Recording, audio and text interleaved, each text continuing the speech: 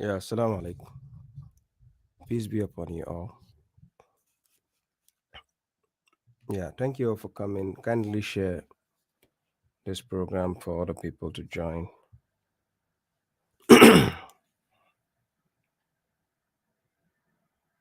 Yeah.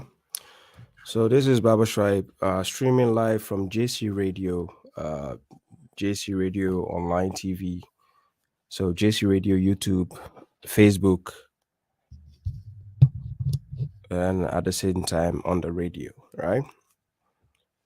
Yeah. So as usual, this is Islam and what the Quran says series that I've been doing. I think this will be the sixth edition.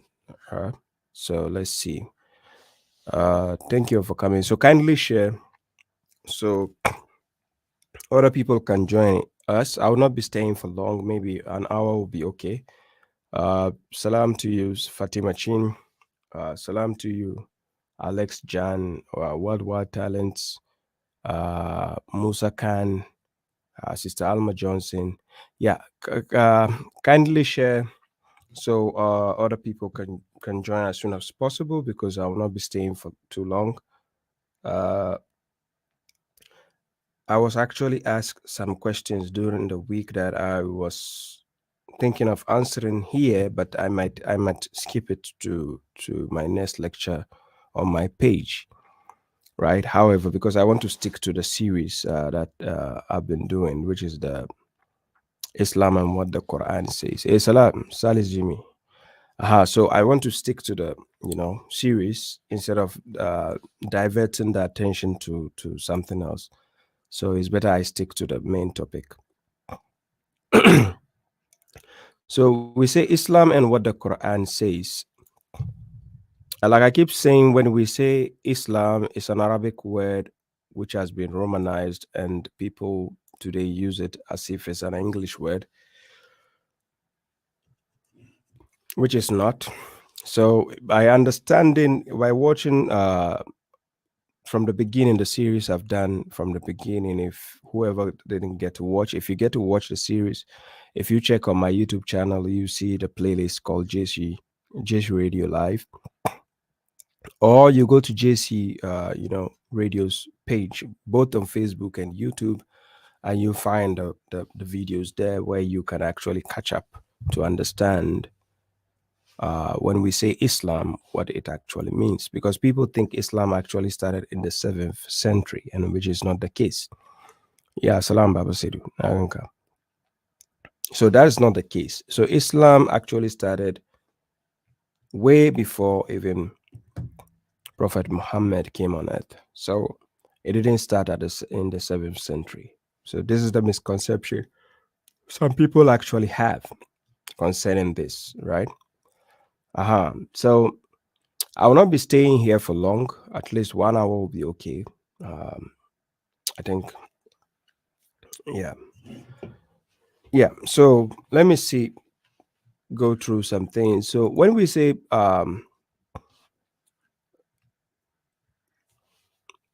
Islam and a Muslim, there is a difference between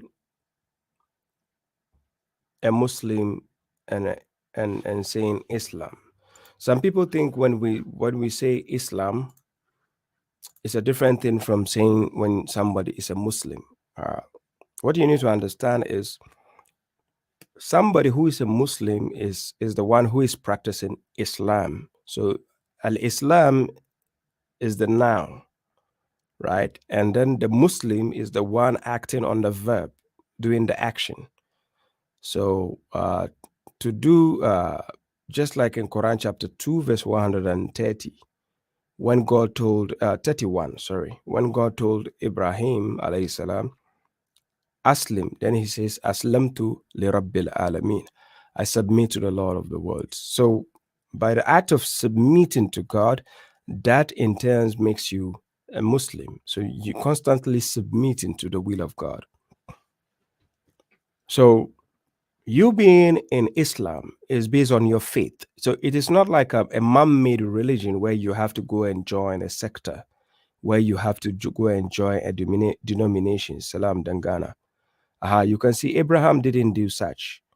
Abraham, when he was trying to find out who God was, he didn't go to join a sect or to join a group of people before getting to understand who God was. That's not how it works. So understanding this notion makes understanding the aspect of faith easier for you, instead of trying to think that, oh, before I become a Muslim, I need to go to the masjid, go and see the imam. He has to do some supplications on me. No. If you have that mindset, please change it. That's not a good mindset at all. That is way out of coverage area, right? So when we are talking about getting to know God, so for instance, in Quran chapter 6, verse, let me put it on the screen. Oh, sorry. Chapter 6, verse 75. And I'll put it on the screen. Let me share the screen on. Yeah. Salam for all those who are joining. Reshe Green. I think you ordered a copy of the Great Quran, and God willing, by Monday it should be shipped to you. And usually takes 2 weeks to get to the US. So God willing, you'll get it on time. So by Monday it should leave Finland, God willing. Dangana, well, Dangana, yeah, it sounds you're a Ghanaian, because I wanted to ask Dangana, are you from Nigeria or if you're from Ghana? But it's obvious you're a Ghanaian. Dangana and Ndagi, are you a Ghanaian? So it's obvious you're from the north, right? So you can type it there. Let me know if you're actually from Ghana. Anyways, so when we say to be a Muslim, you don't need to join a denomination. You don't need to join a group before you become a Muslim. Unlike the mainstream traditional Muslims, thinking that if somebody has to become a Muslim, they have to go to the masjid to find the nearest the imam, or to find a group whereby they can affiliate themselves inside in order to become Muslims. That's not how it works. Submission is between you and God. It's not between you and people. So it is a wrong concept for you to think that if in order for you to become a submitter to God, you have to join a group. So I'm going to use Ibrahim, the one who was set as a leader for mankind, as an example for mankind to follow his footsteps.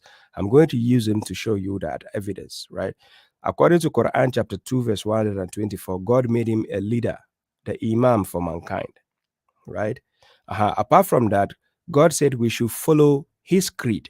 That is the principle, the system of belief he has set forth. We should follow Ibrahim's footsteps, right? And that is found in Quran chapter 3, verse 95, right? So I'm going to use such an entity to set the precedent for you to understand that in order for you to become a submitter to God, you don't need to affiliate yourself to a group before you become a Muslim. You can be individually a Muslim without actually joining a group, right? So Dangana, no problem. Thank you for the info. So Quran chapter 6, verse 75, it says, thus did we show Abraham the kingdom of the heavens and the earth, so that he will be of those who are certain. Now, certainty is something a believer requires. Like, you need to have certainty, but it doesn't come at once. It takes time. Uh, in order to attain certainty, you have to worship God till you attain it. And when I say worship God, I'm not talking about just praying, put your head down to the floor every time before you attain certainty. That is not the aspect of certainty I'm talking about. In order to attain certainty, it has to do with the way you apply your logic, your reasoning when it comes to the matters of God. So when you go to Quran chapter 15, verse 99, God says, and worship your Lord until the certainty comes to you, right? Worship your Lord until the certainty comes to you. You see here, right? So that is what is meant by that. Oh, sorry.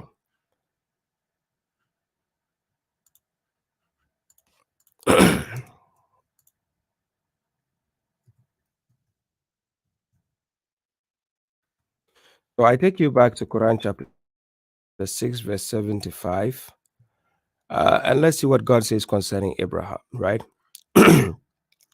So that he will be of those who are certain. So that's what God did to him, so that he can attain certainty. But then let's continue to 82 and see. And when the night was dark on him, he saw a planet, that is Kaukaban, right? Kaukaban. Now, a planet is different from a Kaukaban is different from Najm, like a star. They are different, right? Nujum, which means stars. That is the plural form of Najm.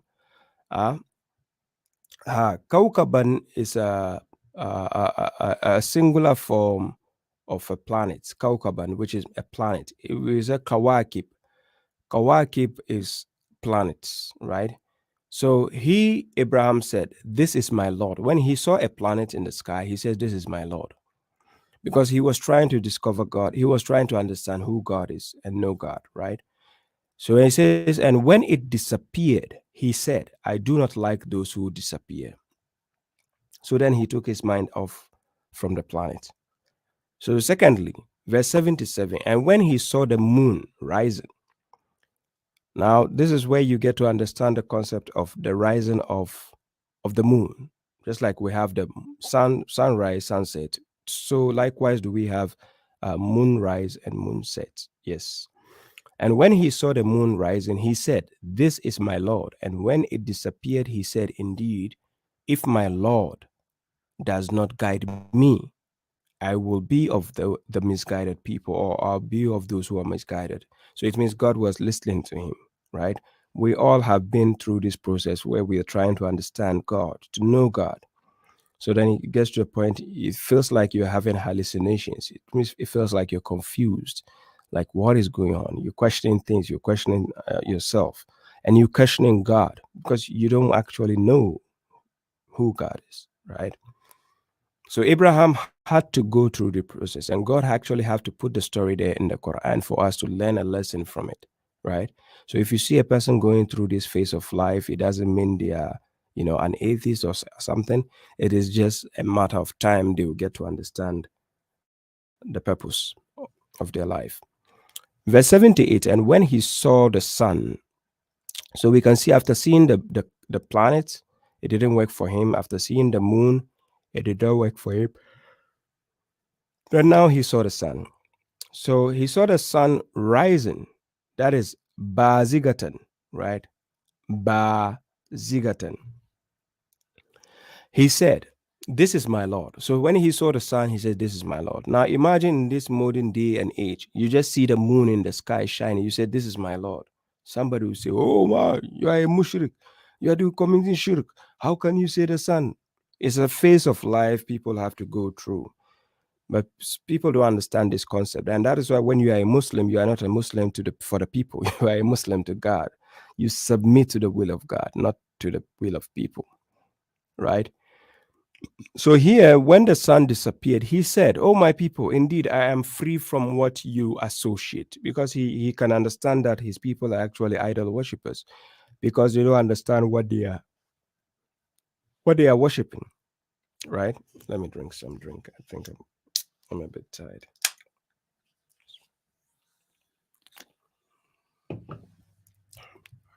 Says, "Oh, my people, indeed, I am free from what you associate," right? So, verse 79, "Indeed, I have directed my aim, that is my attention, orthodoxly," right? Uh, "to the one who created the heavens and the earth, and I am not of the polytheists," that is idolaters. So, from this concept here, chapter 6, verse 79, you get the word Hanifa. Hanifa, it is to truthfully, up to standard, do what is accepted by God, right? So commonly accepted, which is up to standard, accepted by God. So indeed, I have directed my aim orthodoxly to the one who created the heavens and the earth, and I am not of the idolaters, right? So he was not of the idolaters. And likewise, if we are following the footsteps of this honorable man, we should also be just as he is, right? Okay. Now, verse 18, and his people argued with him. He said, "Do you argue with me about God while he has guided me? For I do not fear what you associate with him, unless my Lord wills something. My Lord encompasses all things in knowledge. Will you then not take heed? Then verse 81. And how shall I fear what you associate, while you do not fear that you have associated others with God, for which he has not sent down any authority to you? So, which of the two groups is worthier of security, if you should know? So, one group worshiping idols, the other doesn't worship idols, and then the one worshiping idols is rather trying to threaten the one who doesn't worship idols. Who should have security? Because it is obvious the one who doesn't call on other idols, who only invokes God, to have security. Because the one having idols is always in trouble, because they don't have authority to go worshiping such idols, right? So in verse 82, God says, those who believe and do not mix their faith with injustice, those will have security while they are guided. So understanding this aspect, this phase here, to understand, yeah, salam Tujis, salam Musa Seidu, salam all those who are joining, human being, Quran alone is truth. Yeah, thank you for coming. Yeah, yeah, yeah, exactly. So human being is saying Ibrahim alayhi salam's showing how critical thinking leads to logical. Yeah, exactly. Yes, critical thinking is allowed, right? In Islam, especially, you have to, and that's why God talks about akal. لَعَلَّكُمْ تَأْكِلُونَ أَفَلَا تَأْكِلُونَ. Will you not reason? Will you not use your logic? So this is common sense. Uh, Like God gives you the room to actually use your thoughts, reflect on things, contemplate on things. You understand? Use your reasoning to get the answers. Uh-huh. So he says, so we dang what? Yeah, of course, people are very emotional and illogical. That is, they lack rationale. People don't use rationality this modern day. They are just stuck with emotions. It's very sensitive, right? Yeah, Tuji salam. So Quran Universal says, I have a question. Yeah, you can bring your question on, but I will answer. Well, let me just done with this, but I will answer you. Like I said, I'll be doing about 1 hour program. I don't have to stay. I think I'm somehow a bit tired, so I will have to go home and sleep. Uh, yes, so we've seen the story of Abraham, right? When God asked him to submit, he submitted, but before submitted to God, he was trying to understand who God is, right? He was trying to understand. So he looked to the heavens, the sky, he saw the planet, he saw the moon, he saw the sun, and he knew this is not his God, because no, his God cannot be like that, right?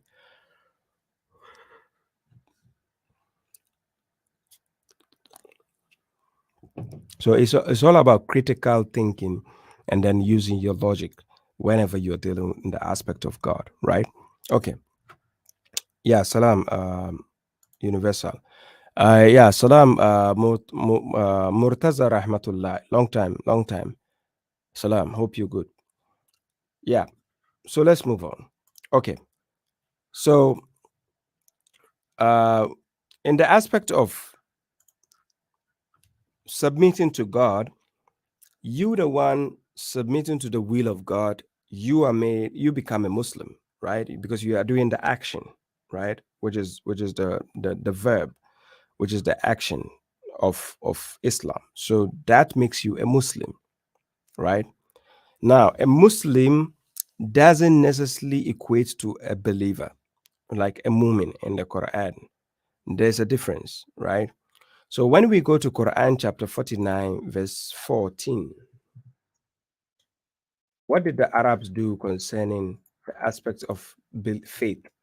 What did they say? And what did what was the reply God gave? So let's check. If I take you to Quran chapter 49, verse 14. And let me share the screen and let's see what it says, right? In Quran chapter 49, verse 14, it says, the Arabs said, we have believed.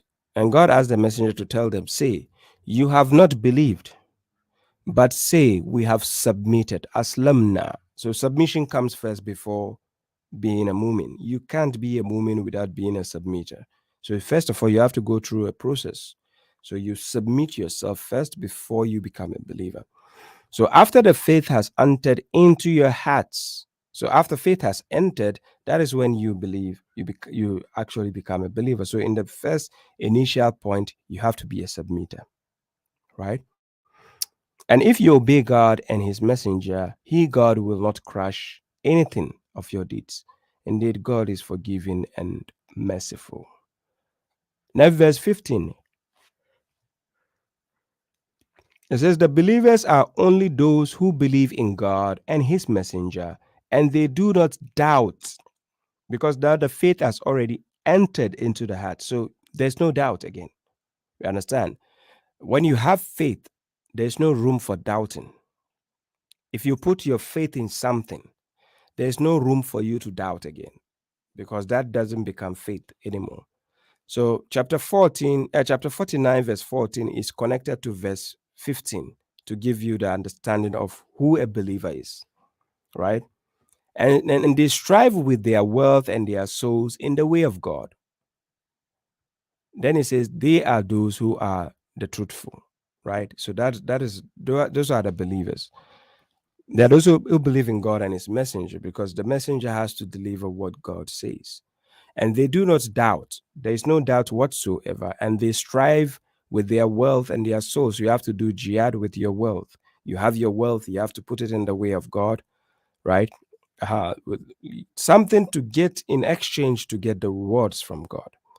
And their souls, so they strive with their wealth and their souls in the way of God. They are those who are the truthful.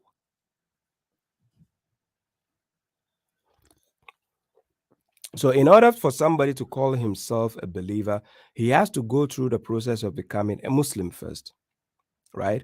Then he can become a mu'min, a believer, which means somebody without a doubt. And that is why when God is speaking in the Quran, you will see him saying, Ya ayyuhallazina amanu.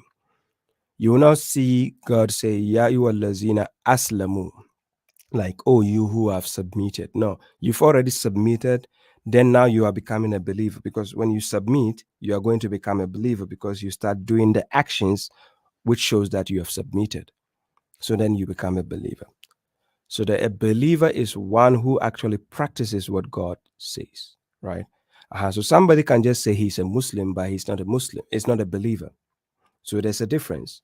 And the criteria of actually who will be safeguarded on the day of judgment, the criteria has to do with somebody who actually died as a submitter. So, for instance, if I take you to Quran chapter 3, verse 102, and God says, O you who believe, reference God as he deserves to be referenced, and do not die except while you are what? Muslimun, that is submitters, right? But you can see in the statement, God is talking to those who believe. So he says, Ya ayyuhallazina amanu taqullaha haqqa tuqatih wa la tamutunna illa wa antum muslimun. So you can see the notion of believing, somebody who already believes has already submitted before believing. So don't die except whilst you're a believer. Now, somebody will say this is confusing. If the person is not a believer, God is talking to him and tells him not to die except as a submitter. Why is God saying that? The point is, we have people who claim with their mouth that they are believers, but they are not. So, Quran chapter 2, verse 8. In Quran chapter 2, verse 8, it says, and among the people are those who say, we believe in God and in the last day, but they are not believers because they don't do the actions of a believer. They don't have the qualities of what it takes to be a believer. Do you see the point? So we will actually have people who claim to be believers with their mouths, but they are not physically. They are not. Yeah. Okay.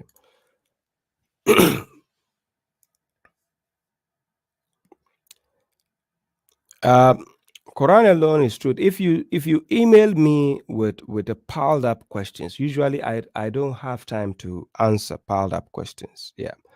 Uh, when questions piled up, it's like you're giving me assignment. I don't like those kind of questions. I get exhausted, right? Because it's like an assignment. It's just like, imagine academically your teacher giving you piled up homeworks, right? And this is why my YouTube channel is there. My lectures are there. Like, you know, they are available. So yours is just to find time and then look for the topics or ask me for the topics. Like then you get the answer. But if you have to send me chunks of verses asking what is my understanding on this, I get exhausted answering such questions. And that's why when I organize programs, I open the question and answer section where people can ask me questions. But please don't be questioning whilst I have a topic ongoing. You get the point.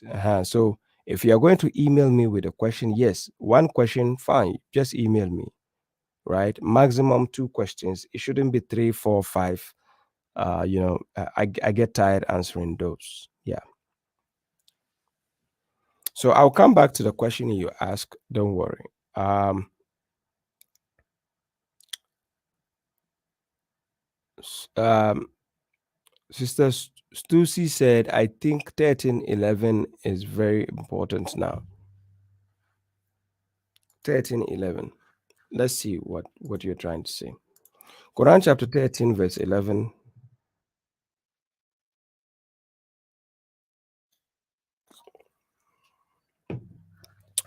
Yeah, that we are talking about angels, right?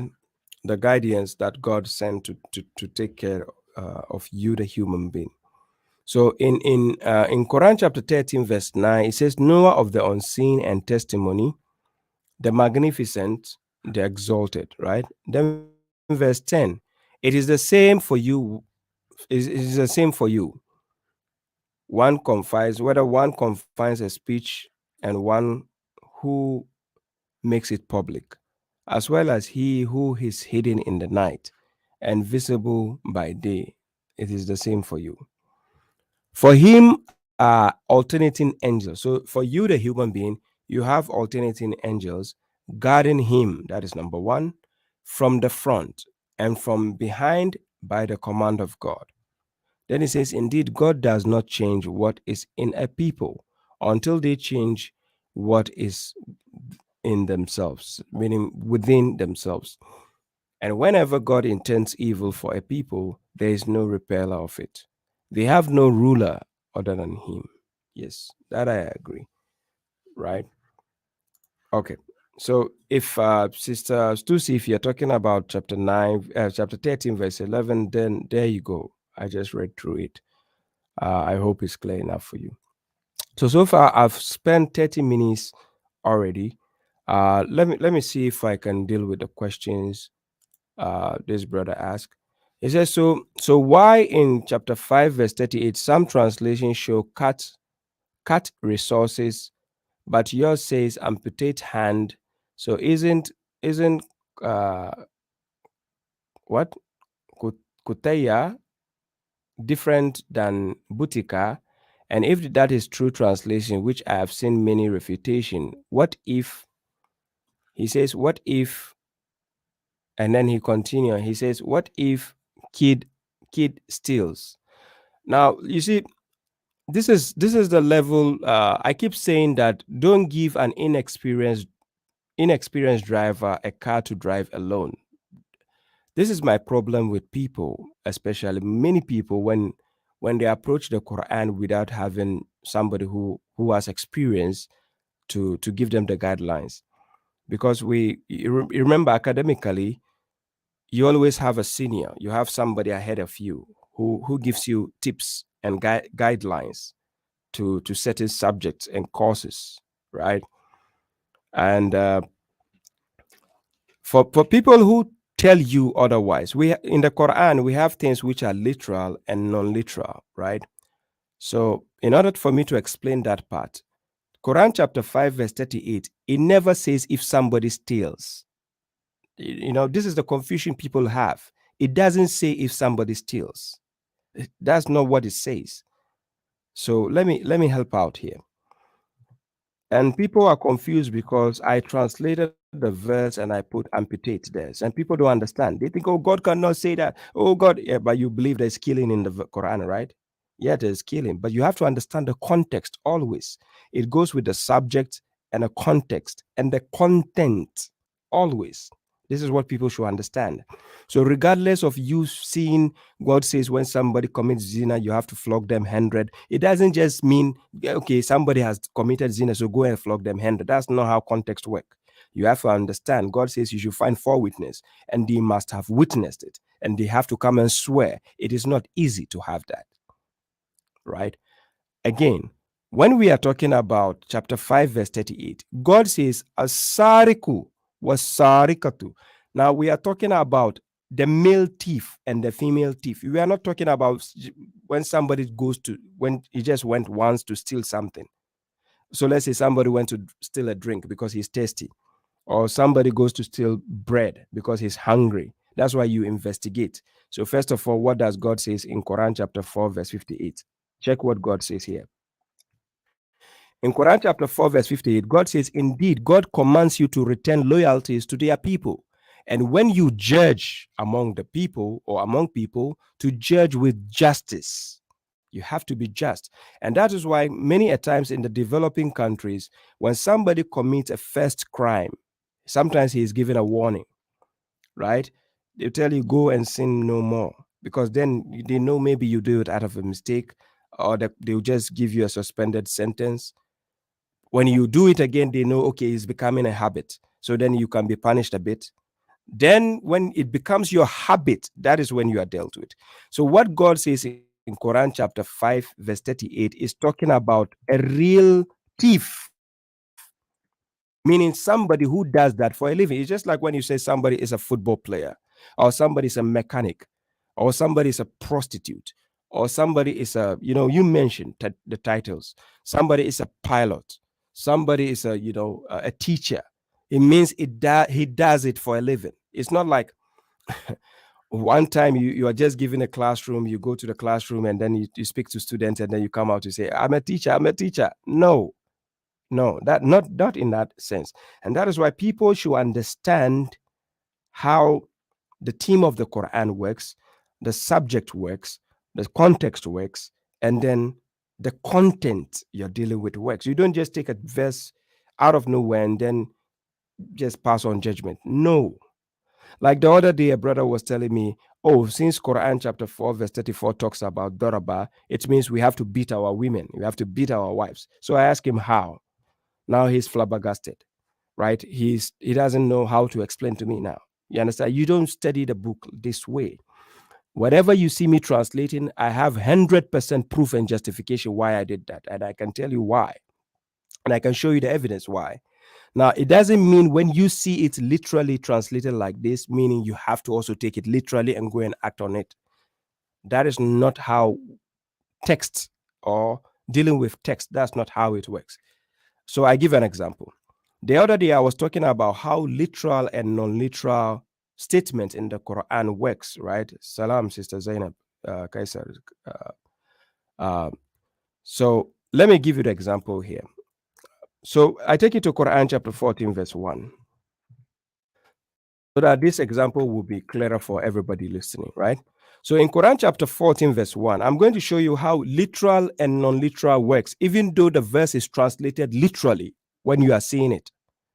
But when you're trying to understand in text, and that is where contemplation comes in, even though it has been translated, or even though it is written, contemplation comes in.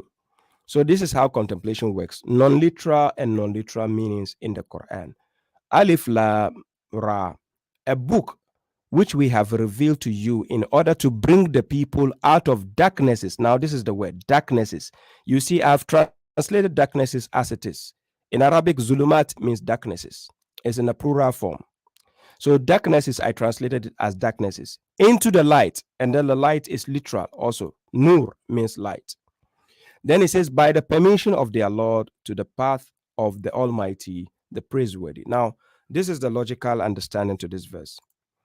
This verse here, it doesn't mean you are in the dark. Like if I switch off the light in the studio right now and I'm having a book, the book doesn't have a light, like a torchlight. No, what I need to find is a real torchlight like this. Oh, this one. This one, the battery is low. I will have shown you. Okay, let me take something like this. Yeah, this light, this is a torchlight. When I'm in the dark, this is what I need, a torchlight. If you can see here, if I'm in the dark, this is what I need, torchlight, not a book. A book cannot literally bring me out of darkness. I hope, ladies and gentlemen, I hope you're getting the point I'm passing across. But when it comes to translation, you have to translate so that now people can reflect on what is being written, so that to understand whether if it is can be taken literally on or non-literally. That is how I did my translations throughout the Quran. So I've been consistent with the way I translate the words in the Quran, right? So, and I have every right and justification. You sit me down everywhere I go, I can give you the justifications out to why this is translated like this way, that is translated that way. And I'll give you those examples to understand. Right? Okay. So in Quran chapter 14, verse 1, we can see the word light is written, Nur is light. And then darkness is there in a plural form. But non literally, it means the book is supposed to bring you out of the darknesses you are facing in life, in terms of like being oblivion to the reality of the truth. Yeah, like you don't know what is going on. So the book is there to educate you about who God is, what religion is about, what you understand, what death is about, what birth is about, what family is about, what marriage is about. You understand? So it gives you light, meaning you are in the darkness, meaning ignorance. So now the book is giving you light, meaning now you can see, you know what it feels to know this and that and that. So it gives you knowledge.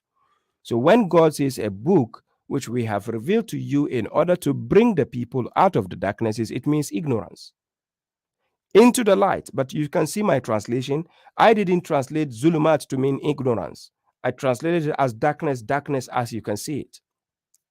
Then into the light, then I translated light as a light you can see. Do you see? So it is after the verse has been translated, that is now you can crack your head with the what?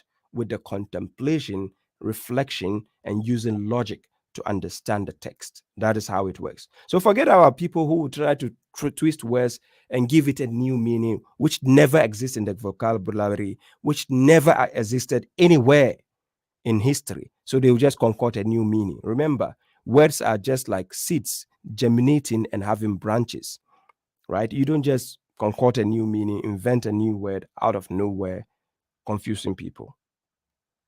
So now let's go back to chapter 5, verse 38. Even though that's not the main topic, but I guess it will be beneficial for people to understand, right? So Quran chapter 5, verse 38, let's go back again. Now, in the court of law, there is something people should understand as what we call capital punishment or exemplary punishment. Now, when we say nakala in the Quran, nakala is used exceptionally. It doesn't mean you can just get up every Dick, Tom, and Harry can just take it and use. No. And remember, laws are not put into every person's hands. Laws has to be placed in the judge's hands. So judges have law and they have judgment, right? So as for the male teeth and the female teeth, henceforth amputate their hands as a requital for what they acquired, as an exemplary punishment from God. And God is almighty and wise. Then verse 39, and whoever repents after his wrongdoing, right, and reforms, then indeed God will forgive him. Indeed, God is forgiving and merciful. Now, so check the verse 38. You can see the exemplary punishment is from God. So even if the person reforms and God will forgive him, that means that punishment should not take place. because remember, it is God's punishment which is supposed to be used to the person. So the moment this person has what? Repented, and after his wrongdoing and reformed, then that law should not take charge again. But that is we have to judge with justice. First of all, it doesn't say if the person goes to steal. It says a male thief. There's a difference. A thief is somebody who is regularly stealing, right? Right. The person is regularly stealing. It's not like a kid just goes to his mother's pot of soup and then take meat and then they say, "Hey, it's a thief. Let's go and cut the hand." No, that means the logic is thrown out of the window. That's not how it works, right? And again, examine the verse. It says, as a requital for what they acquired, as an exemplary punishment. Exemplary punishment. Now, exemplary punishment is a punishment you do to somebody so that other people can learn from it. It's a harsh punishment you give to somebody, then other people can learn from it. Now, but as for translating it, henceforth amputate their hands. This is where reflection come in. Can it be literal or can it be non-literal? So this is where you sit down and contemplate. There is no harm in me translating it literally as you see it. But when it comes to implementing it as a law or as a judgment, that is when you use reflection, contemplation to analyze it, whether it can be taken literally or non-literally. That is how to approach the Quran, right? So me translating it, henceforth amputate their hands, doesn't mean any Dick, Tom, and Harry should go and take a knife when he thinks somebody has stolen, and then he'll go and cut off their hands. That's not how logic works in the Quran. You see the point? And besides, I can give you a lot of verses where, so let me give you an example. If you go to the page and you put amputate, it will give you several references concerning amputation in the Quran, wherever that word is mentioned. And you can see it is consistent, right? So here Pharaoh was threatening them. He says, "I will amputate your hands and your legs from opposite sides. Then I will crucify you all." Then again, another verse, another chapter, another verse. Pharaoh said, "Did you believe him before I permit you? Indeed, Moses, is your senior who has taught you sorcery. So I will amputate your hands and your legs from opposite sides, and I will crucify you on the trunks of date palms, and you will know which of us is severer in punishment and more lasting." And then again, Pharaoh said, "Did you believe him before I permit you? Indeed, Moses, is your senior who has taught you sorcery. So you will find out. I will amputate your hands and your legs." So now the question is, whoever is watching the screen, when it comes to the issue of Pharaoh, when Pharaoh said he will amputate their hands by using the same word, yukatiana, yukatiana, this yukatiana, are you going to tell me that, okay, what does Pharaoh intend? Pharaoh is talking about what? Is it literal or non-literal? So this is where subject, context, and content is relevant. Translation, no issue. You can translate as it, but then reflection is what is needed later on to get the gist of what is being said. Right? So whoever is translating, finding vocabularies and then twisting new meanings which never existed in history, remember, you are not the inventor of the word. The word has already been there. So why change the meanings? Take the meanings, reflect. For instance, the word kill. We all know the word kill, Kill. Literally, it means to murder somebody. But does it actually mean kill every time you see it? Can't I say Barcelona killed Real Madrid? But does that mean literally they use knife and guns to shoot them, or bombs and so forth? No. Even though you see the word kill, you have to reflect and see the other literal and non-literal aspect of it. So it can be metaphorical, regardless of you seeing the word physically written. So that's the logic behind it, right? Good. Quran Universal says, Allah created jinns and humans to make ibadah, and the angels, they do not ibadah to him. Or they do. That verse doesn't say God only created humans and jinns only. There's nowhere in the Quran where God ever says only the jinns and the humans are to do ibadah. right? Had he said that, then that will become uh, a problem. You understand? So God never said only the humans and the jinns are to do ibadah to him. No, he never said that. Um, Darrell Stephen says, Amos chapter 1, verse 6 to verse 8. That said the Lord, for 3 transgressions of Gaza, and for 4, I will not turn away the punishment thereof, because they carried away captive the whole captivity to deliver them to up to Edom. But I will send a fire on the wall of Gaza, which shall devour the palaces thereof, and I will cut off the inhabitant from Ashdod, and him that hold the scepter from Ashkelon. And I will turn mine hand against Ekron, and the remnant of the Philistines shall perish, said the Lord. Okay. Are you trying to equate that with the war happening?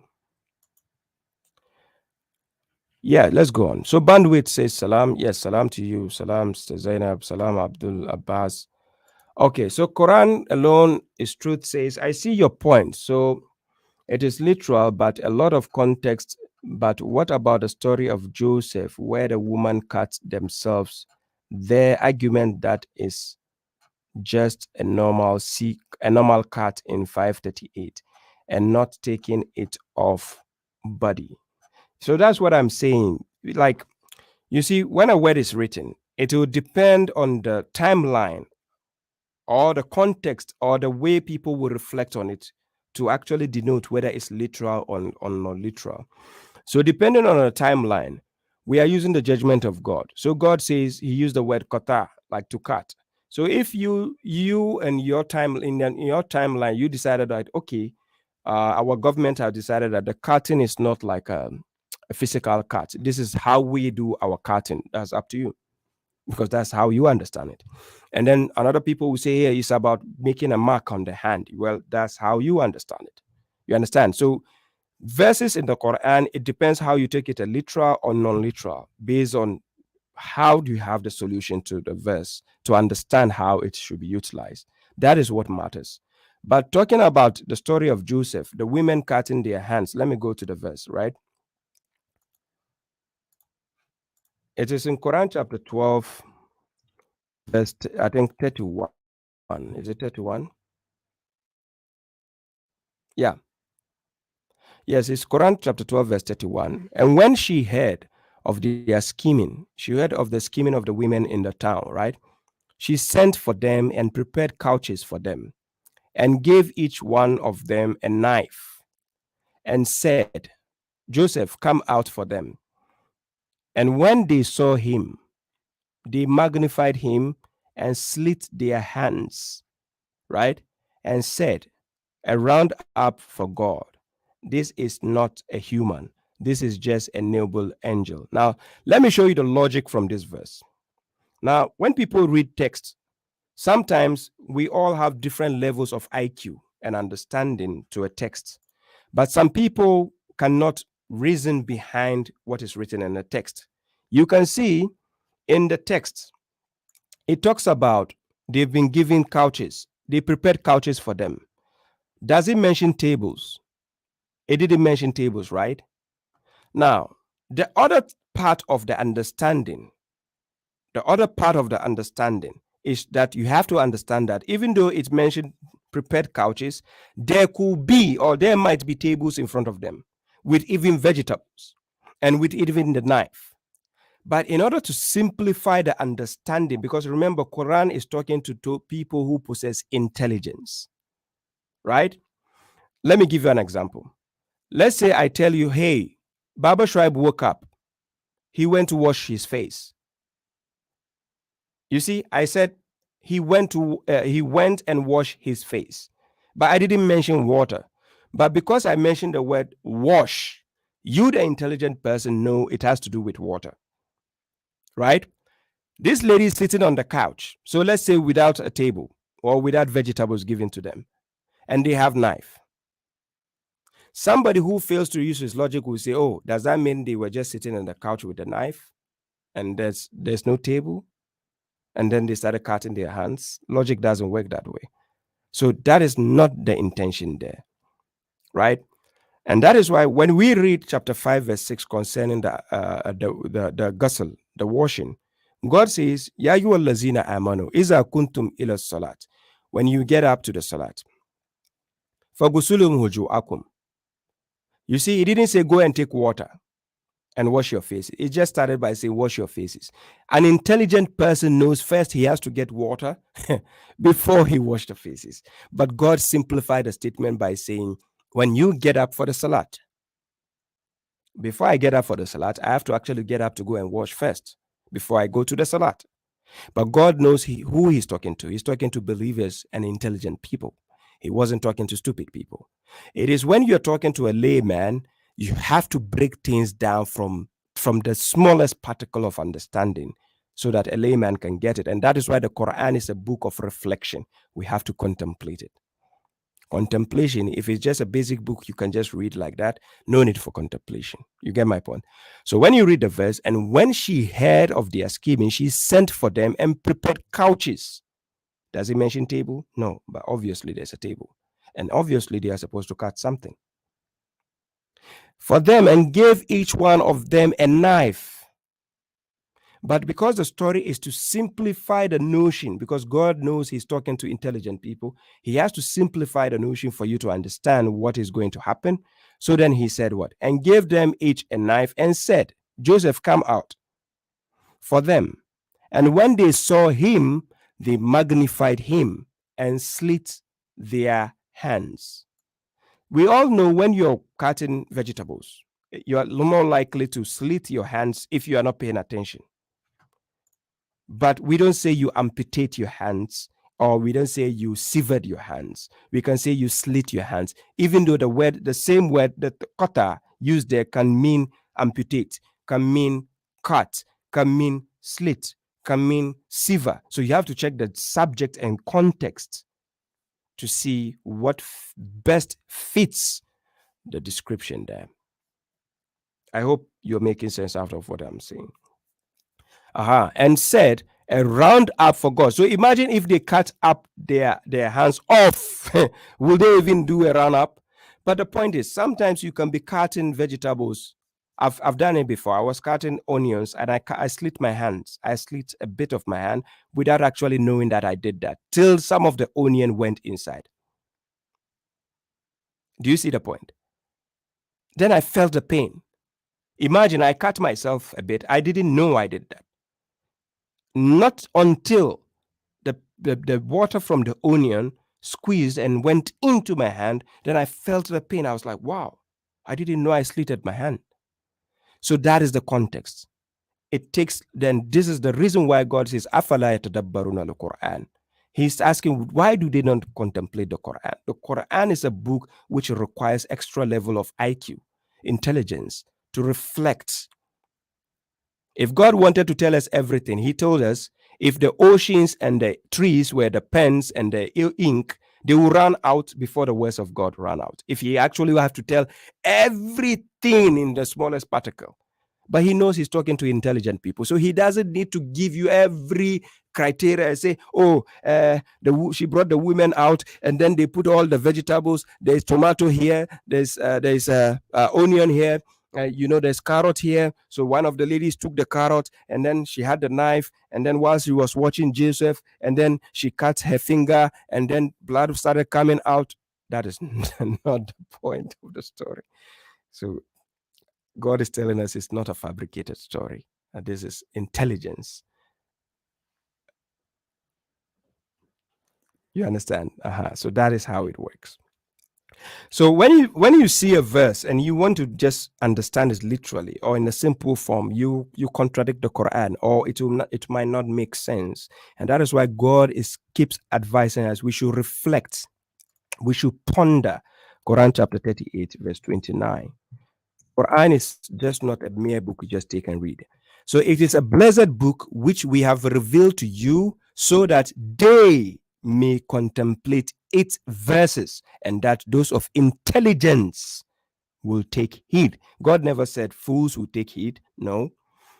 You understand? Those of intelligence. So even in academically in the classroom, it is always the intelligent ones who are passing the exams. The rest are just passengers. They are just passers by, right? So it needs extra care. Yeah, Salam Abdul Samad. I've done 57 minutes. I think I'm almost coming to an end. Me breaking down this notion is beneficial for a lot of people. I know they will get to understand. Uh, so let me read some of the these things and before I go. Um,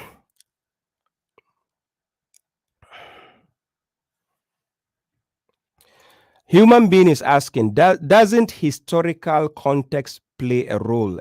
In order to understand historical, this is why Quran is a confirmation of what was before it.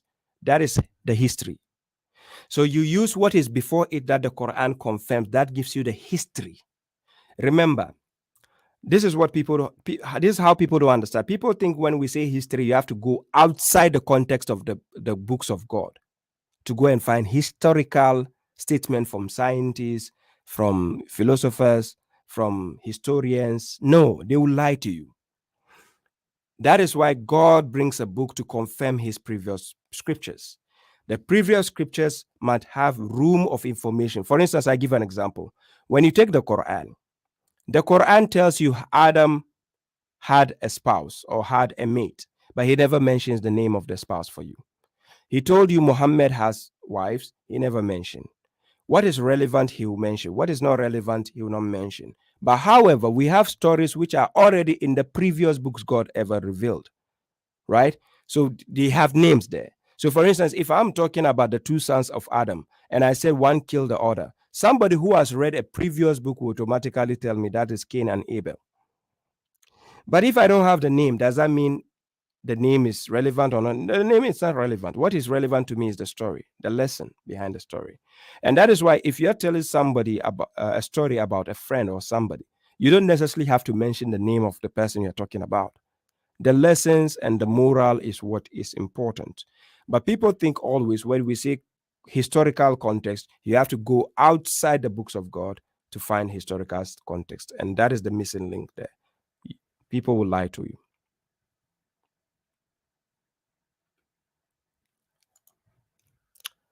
Stussy says, why all the time men speak about women? I think men and women cannot do away with each other, right? Uh, the other day I was just telling somebody, I said, women, women, women like to dress, to look beautiful, to do everything because of men. It's as simple as it is.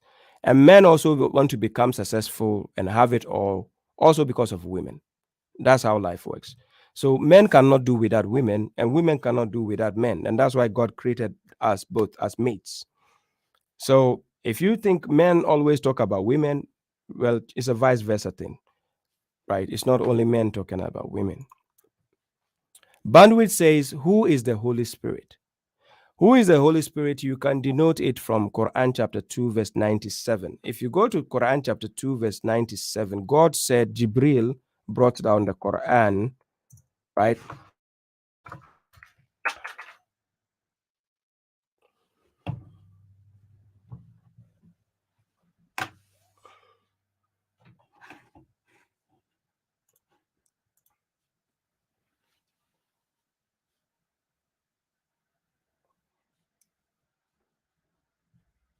Yeah, just a second. Let me see.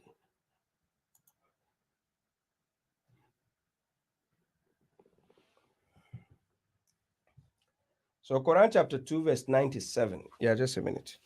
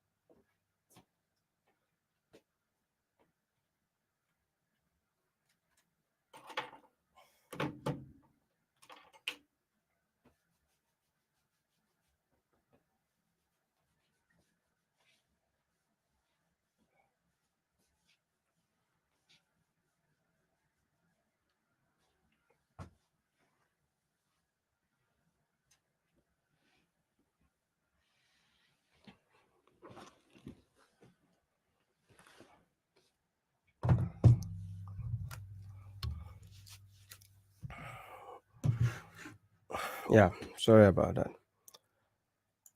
Okay. Um, I'll be ending soon. Let me just see if I can just deal with these questions. I thought I'll just um,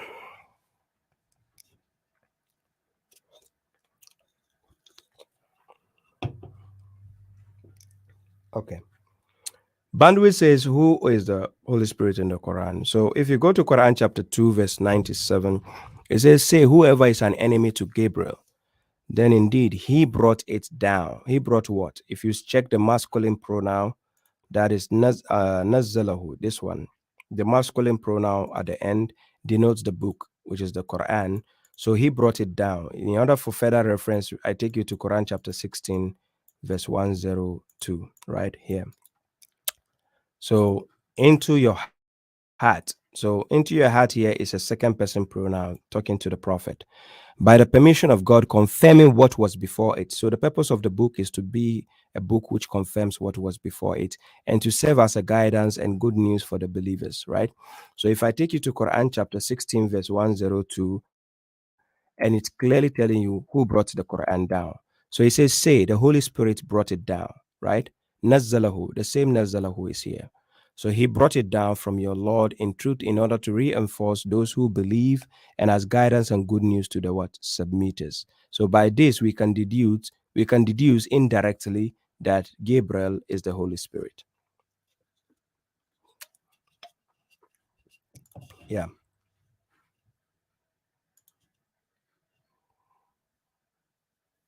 Yeah, thank you very much, Sister Fatima Chin. I appreciate that. Thank you for the support. Um, okay, so let me go through some few these things. Salam, brother Balogun. I see you. And then let me see. Quran Universal says to understand the Quran correctly, the reader must use both hemispheres of the brain. If you use only the left hemisphere, you take everything literally. The individual must balance the balance fairly. Exactly, I agree with you. Yes. Um, so Quran alone is truth says. So could you say 5338 is up for interpretation but not metaphorical? But some people say hands in 538 is in metaphorical form because there is two different Arabic words in old dictionary. Yeah. I'm not disagreeing with that, right? But it is debatable, right? It is debatable, right? Yeah.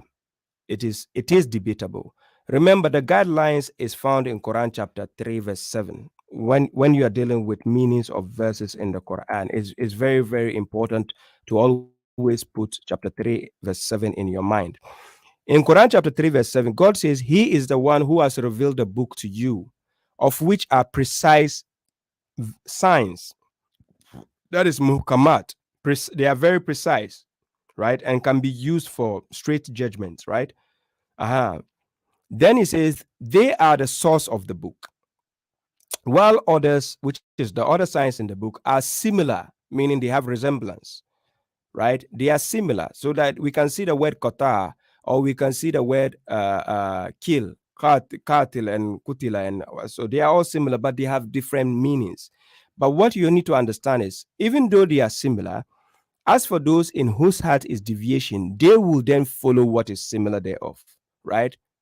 Seeking discord and seeking its interpretation, but they do not know its interpretation except what? God. That is number one. Then you put comma. In English, you bring the comma, right?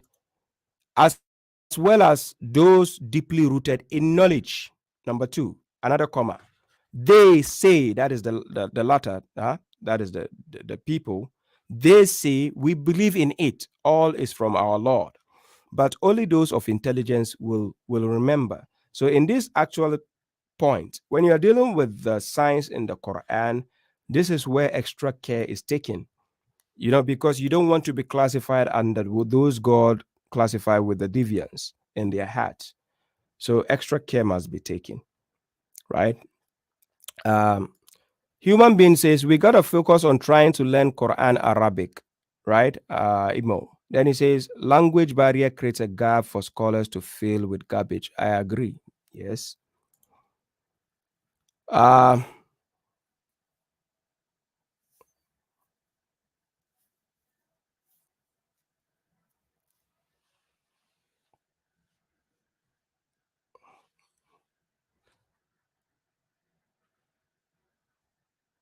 I don't, Stussy, Sister Stussy, I don't understand your point. She says, I got so tired from all the time looks of the women. Can you speak one from the men? I think they need a remember for themselves, like the women. Yeah, there's remembrance for men as well.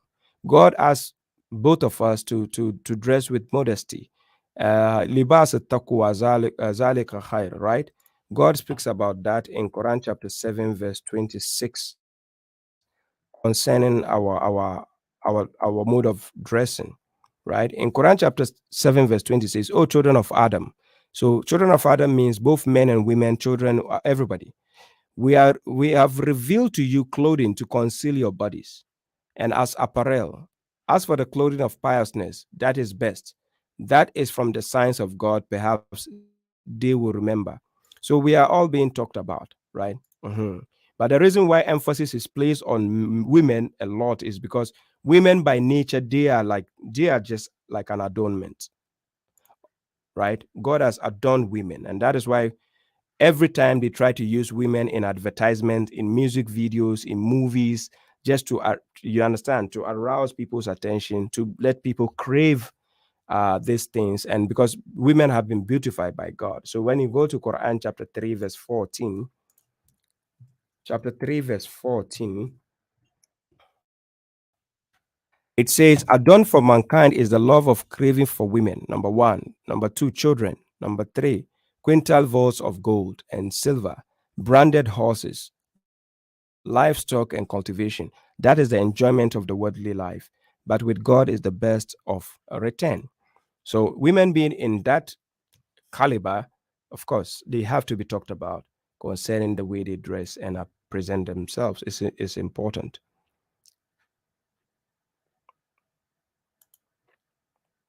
Some Quran alone people think Arabic is not needed. No Arabic knowing it is a huge advantage I've been noticing. It is. Arabic is always needed. You can never say you want to deal with an English book and you say English is irrelevant. It's just naive to say, oh, it's not needed. That is the dumbest argument ever. I'm based in Finland, right? Finnish language is very relevant if you want to understand a book in Finnish language, right? Don't say it's irrelevant. It doesn't make sense if you say it's irrelevant. That is why God says, "Do not pursue that of which you have no knowledge." Right? Simple. God is not forcing you. Seek knowledge. God is not telling you to be ignorant. If you don't understand from something from the Quran, don't practice it. Wait till you understand. God will never punish you for it, right? And that is what it says in Quran chapter 39, verse 55, right? If I quote the verse correctly. Yeah, God says, and follow the best of what has been revealed to you from your Lord before the punishment comes to you, right? Surprisingly, while you do not perceive. So you just follow the best. And in order for you to follow the best, you must understand it first before you follow. You don't understand it, why follow what you don't know? You get the point. Yeah. So human beings, his biggest trick they ever played on us was getting us to memorize Quran instead of learning Arabic so we can understand. Exactly. That's the point. Learning is more essential instead of reading. Um, Quran alone through its truth says, so we have to be humble. So two different believing nations could have different rulings. You can say, yes, it can happen. Yes. The reason why I'm saying that, if you check the story of Musa alayhi salam, if you read chapter 18, verse 65, and you read up to verse 82, you can see when Moses went to his teacher to be taught the knowledge of right guidance, he had a different perspective from his teacher. Even though Moses was not wrong, but the teacher's argument was more stronger because he could see what Moses could not see. So it all depends on the timeline and the nation and how they perceive the understanding from a particular verse. That is all. Remember, In Quran chapter 17, verse 84, this is what will happen on the day of judgment in front of God. This is what God says. God says, "Kul kullun ya'malu ala shakilatihi farabbukum alamu biman huwa ahada sabila." He says, say, each act according to his manners, and your Lord is aware of who is guided in way. And that is why we have a judgment day. We all go and stand in front of God. Then he will tell us what we have disagreed.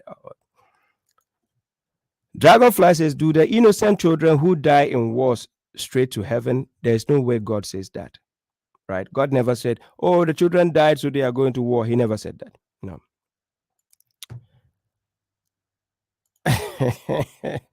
Quran alone says men are Sims without taqwa. Quran alone, don't let me think that you are a woman talking like this. Human being says, any tips, Quran Arabic courses online you can suggest since you are too busy to teach? Yeah, I agree. For instance, I'll tell you, take the basic lessons from the Arabic language, the MSc. There's one sister I will recommend, which I normally recommend to a lot of people. She's an Egyptian based in America. Her page on YouTube is Learn Arabic with Abbasia. Learn Arabic with Abbasia. She's doing pretty well, right? If you check her out on YouTube, basically she will help you out. She has some nice lectures I was able to recommend to people, and they actually did well with that, right? Okay. Uh, Human being says, "Lol, try sitting an English exams without knowing English. That will be fun." Yeah. So people who tell you Arabic is not needed when dealing the Quran, they are just naive, right? It's just the most ridiculous argument ever, right? So just tell them to go write a language they don't understand. They should go and just write exams in that language. And that's why I keep saying, don't give an inexperienced driver a car to drive alone. There's always danger, right?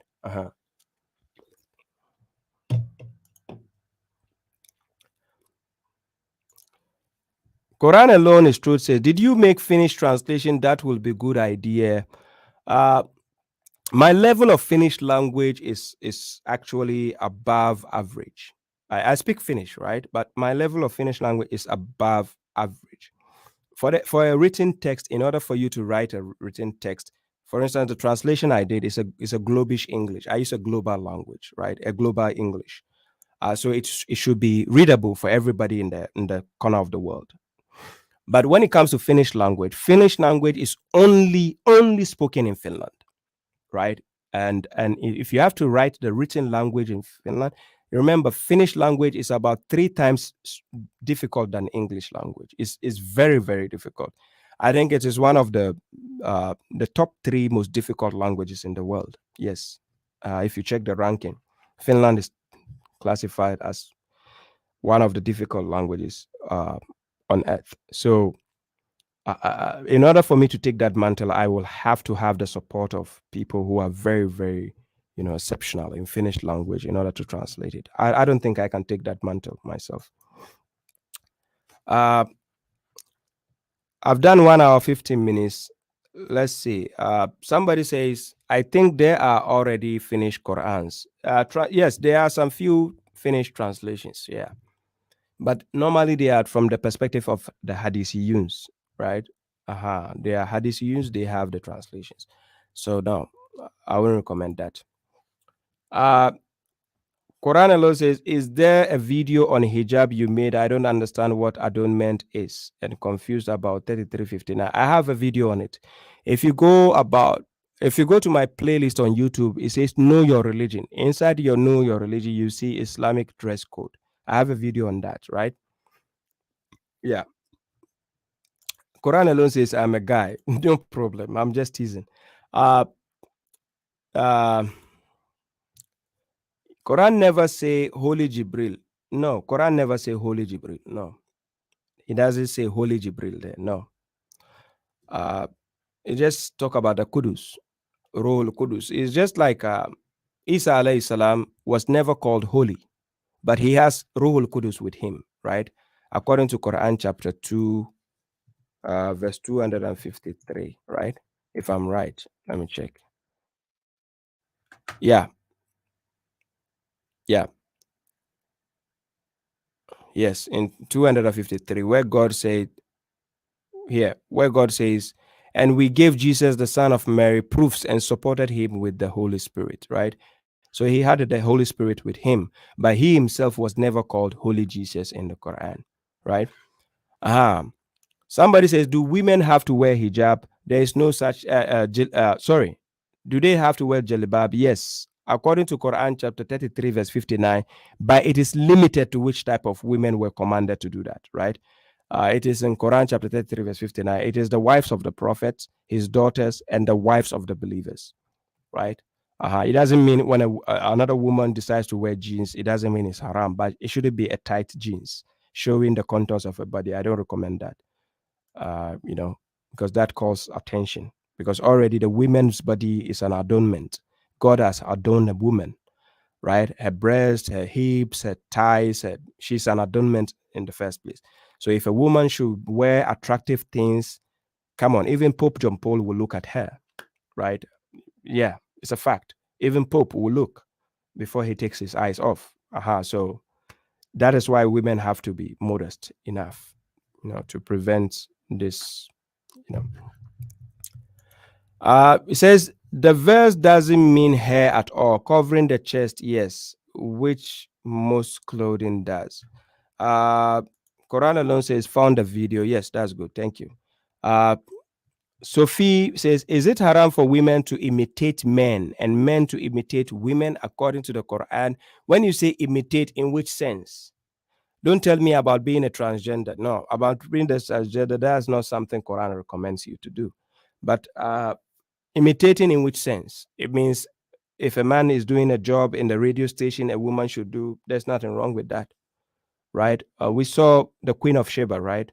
A man become a king and a woman can become a queen. Yeah, it's there. God never said being a queen is haram. He never said it anywhere that if a woman is a queen is haram. So there are certain things, yeah, a woman can be as well, but it depends. There's always a limit, right, to everything.